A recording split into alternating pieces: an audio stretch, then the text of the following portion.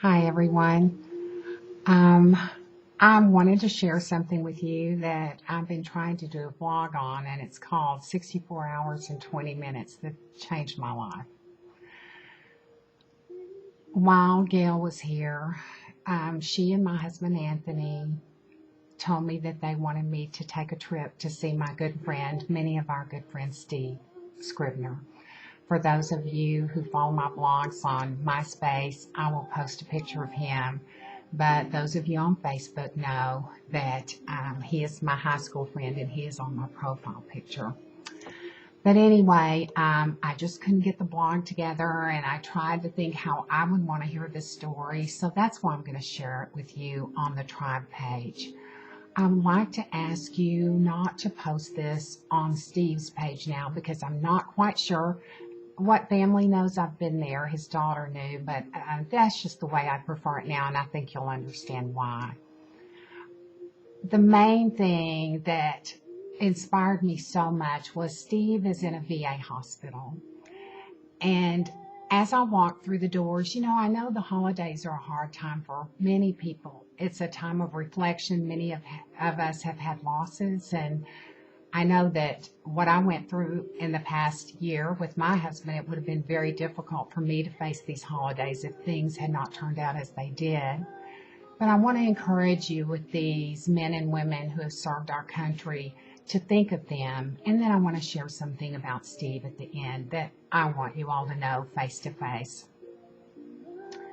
But anyway, first I want to tell you, a lot of people don't understand, why does she have his picture up? When her husband's been ill or whatever. And I just want to tell you something interesting that happened while Anthony was in the hospital. Steve was having his brain surgery, and he's been back and forth in the hospital. And some very interesting things happened that can only be described as spiritual happenings. And what happened was that my husband was not aware of me most of the time, those 4 months that he was in the hospital. And Steve had had his brain surgery. For those of you who don't know Steve, he has cancer. And it had spread to his brain, so he had this surgery. But the night before his surgery, he called me, and he told me, and this happened several times with Anthony and Steve. They had met last spring when we were in Texas, but Steve, that night in particular, before his brain surgery, he called me and he said, "Now, JoJo, I don't want you to worry, because if anything happens to me or Anthony, we're going to watch over you." Excuse me. And the next day I went in to see my husband, and he would say, now keep in mind, he didn't know me and he was out of it most of the time, but he would say, "Your friend Steve came to see me last night." And I would say, "Really?" And I learned not to question him. I would just go along with things, and I would say, "What happened?" And he would tell me, again, this happened several times, he would tell me almost exactly what Steve had said the night before. So I found it to be very interesting and very, a very precious thing that it was like a sign that God was in control, is the best way I can describe it. But anyway, I went to see Steve, and we were both very excited, and he had planned, I had planned, I got a hotel room that was handicapped so I could take him out of the hospital from time to time, and that way, if he wanted to rest, because he's been very weak, if he wanted to rest, he could do so. So the first day I called him from the airport, I got in around noon, and I said, "I'm going to come get you." And he said, "Jo, I'm so weak today. I'm just so sorry." And I said, "Well, don't worry about it. I'll come there and we'll just hang out."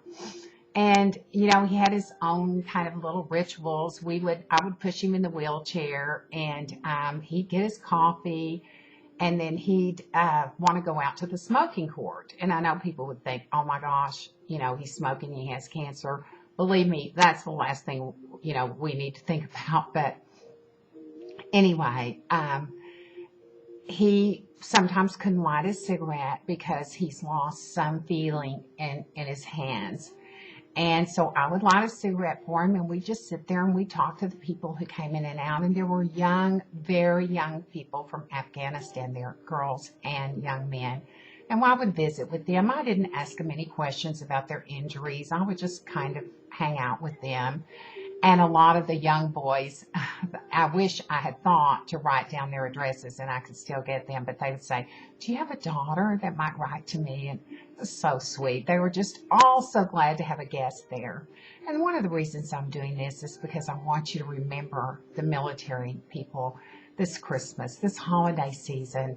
It's not too late to adopt someone, or I will be posting Steve's address if anyone wants to send something to the Napa Valley unit. It's, let me find that address. I thought I was organized. I know it's at 150 Muir Road in Martinez, California. Anyway, I won't waste time with that right now, but I'll just finish what I have to say. But,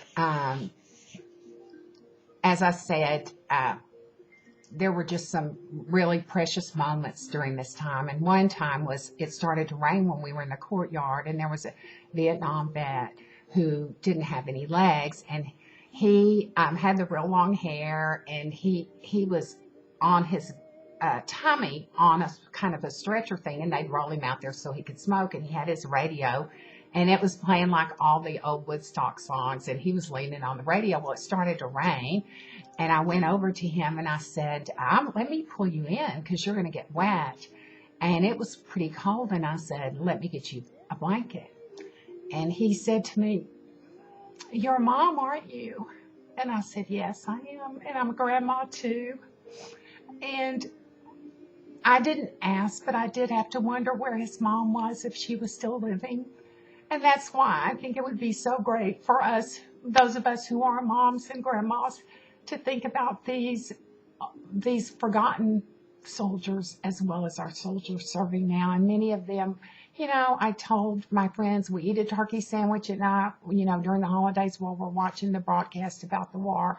And we think, oh, that's too bad, but I was really motivated to do something. But anyway, so the next day I called Steve, and he said, I'm feeling pretty good. I've just had my shower, and I think I'm going to be able to get out.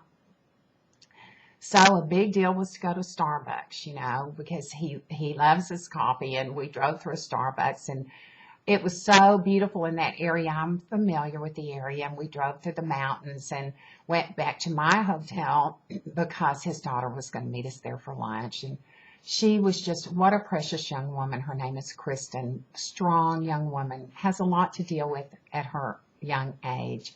And I'd like for you to remember her too. I was so inspired by her.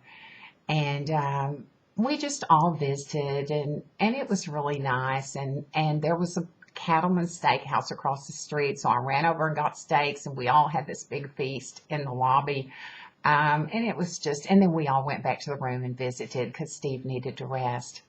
But when I took him back to the place that night, I was unpacking his things and from the day, and there was a mirror. He has a roommate, and there was a mirror in the middle of the room, and I was over there unpacking things because I'd been washing my hands, and I glanced up, and there was an older gentleman there who served from the Korean War.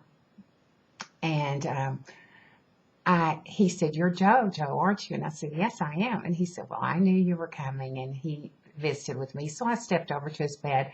And believe me, I'm not trying to sound like Mother Teresa, because we all know I ain't her.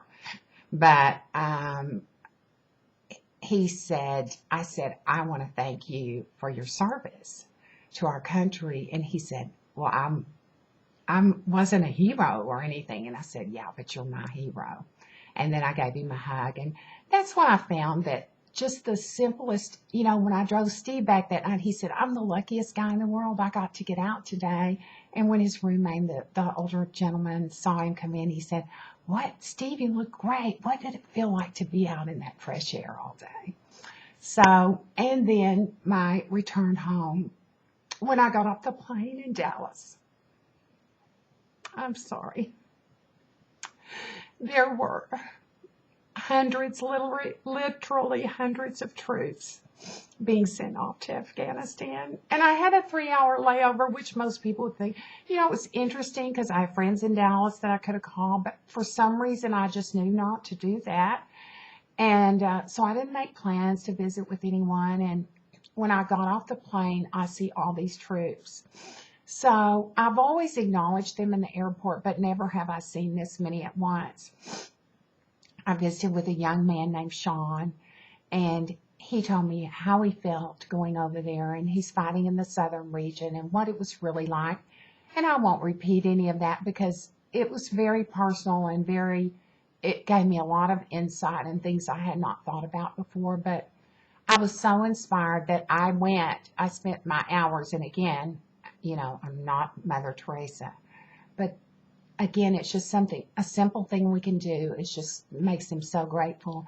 I just went to every group of them and shook their hands and looked in their eyes and said, thank you, please come home safely. So please think of them, and I don't want this to be sad because like I said, everyone's sad, but sometimes when we step out of ourselves and think of others, it does make a big difference. And now I want to tell you, because I tried to think how I would want to know what's happened with Steve.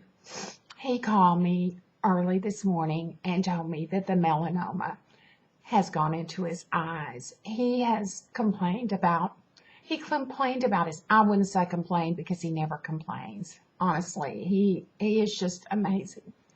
But he told me that his eyes were bothering him over the weekend, and I said, because I was having to get my readers for everything. I'm like, well, I'm blind as a bat. Don't feel bad. It's nothing new. But he called me and told me that the melanoma has reached his eyes. But he was real upbeat, and he said, I'm so glad you came so I could really see you again. So again, this is not to make you sad. I tried to think when I would want to hear it. I wouldn't want to hear it first thing in the morning. And I don't think I'd want to read about it in a blog because that would seem so cold. So I tried to deliver this message, in the best way that I could and I thought might be okay. And anyway, thank you so much. And again, I ask you not post this on Steve's wall, but if you'd like to share it. I'm not sure who in his family knows this information yet, but he always tells me, Jo, I trust you to know when and how and what to do. So this was my choice. So thank you so much. And I hope you all have a wonderful holiday season. God bless you.